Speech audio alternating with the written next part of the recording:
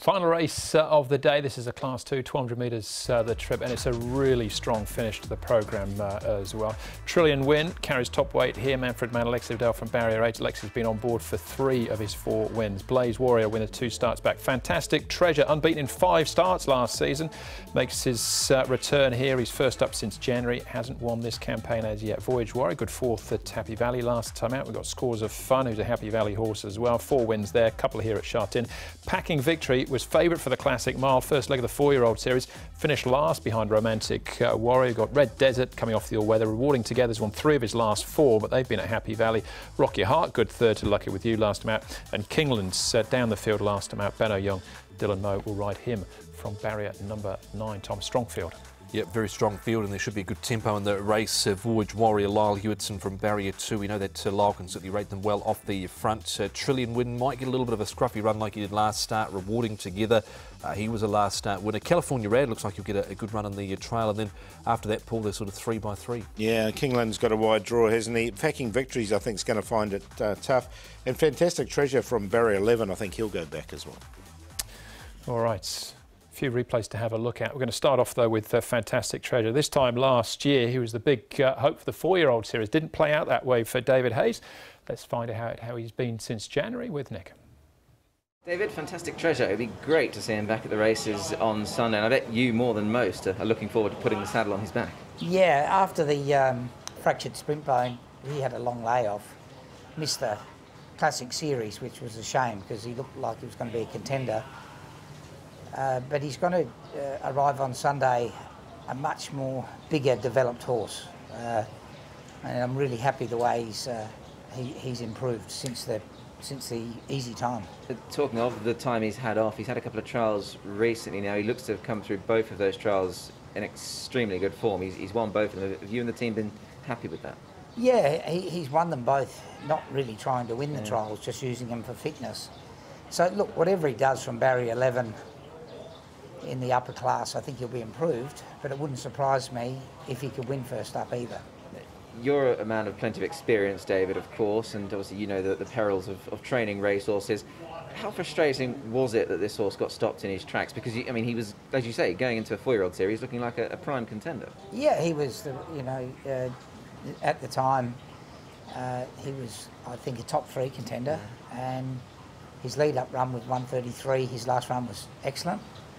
And incredibly frustrating because he went to the Valley, trialled well, and then the next piece of work, Blake complained that he felt a little bit short, and he cooled down very sore, and he'd thrown a splint, and a bad splint. He'd had a little crack in it, so he was what we call fracture lame.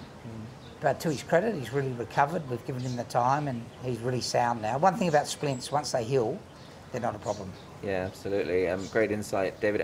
With him, obviously, he's a horse you say has developed. Did you always expect that with this horse? Not as much as he has. Right. I thought he was quite a good-looking horse before it happened, but he's quite a beast now. I think he might have come up,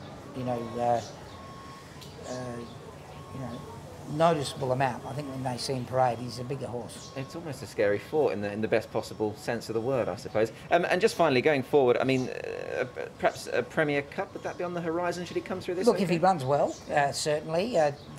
If he ran well in that, and then on the final day, we may run in the trophy race, because he's had the whole season off, basically. And that'll let us know whether he'd be better kept to sprinting or going out to a mile towards the races next season. Exciting times ahead then for Fantastic Treasure. Looking forward to seeing him back at the track. Who does he have to take on? Well, Rewarding Together being one of them. Tom, can he make the transition from Happy Valley to Sha Tin? Well, he's placed in 3 of his 4 runs at Sha Tin. He actually fought on really strong. He's got a light weight here, but he struck a pretty hot field, Paul, and was able to only win this race by a neck over Sky Forever, who still hasn't won here. Yeah, so look, I'm going to leave him out. I'm just worried about him coming here. He obviously can handle Sha Tin, but I think he's a better Happy Valley horse. Okay, there's a few to take a check on here, Paul. Rock Your Heart, Trillion Win, Blaze Warrior, Red Deserts as well. It's a good form race. Lucky With You wins the race, and just right behind him, peeling out in that red cap, is Cordyceps 6. Yeah, so a really good form race, and you can see Blaze Warrior was back with them as well. I like the way he finished off the race. Lucky with you, he's gone on and run a really good second, and Cordyceps 6 is now a group winner. So a really strong race. Trillion Win worries me about the draw. I am a fan of the horse. Rock Your Heart was on the cusp. He didn't quite make it, and Blaze Warrior did. Yeah, I've not put in Blaze Warrior, but I've kept Trillion Win safe again. I know he covered ground last start, but he's still in that race there, wasn't beaten far. If he can get in and get some cover, I think he's still a strong chance. OK, I really like Rock Your Heart out of that race. Voyage Warrior and Scores of Fun, Tom? Yeah, Voyage Warrior, he covered ground. He hasn't been running bad races recently, to be fair. He still stayed on pretty well despite the ground he covered here, Voyage Warrior last start. Got right to the outside part of the track, and this was the race that was won by Keep You Warm. Yeah, it was quite a hot race as well, and you can see him wide, and he actually stayed on really nicely. Now from barrier number 2, I think he can lead this race, and if he does, I know most of his wins have been over 1,000, but he has won over 1,200. He's won off a rating 105, and he's down to this rating of 96. He's well rated, and if they leave him alone in front, he's a hard horse to get past. I'm going to go with him. I was lucky with you finishing second at that race as well, so that ties in the form lines.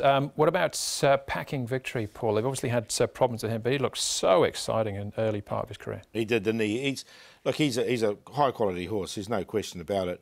He's drawn barrier 12, and again, some of these other horses are race fit. That's just worried me a little bit about him as well. So another one I didn't quite get it. Last start in the Classic Mile, he was midfield, one off next to the winner, Romantic Warrior. We know how that form's worked out and dropped out. He pulled up a Aurora.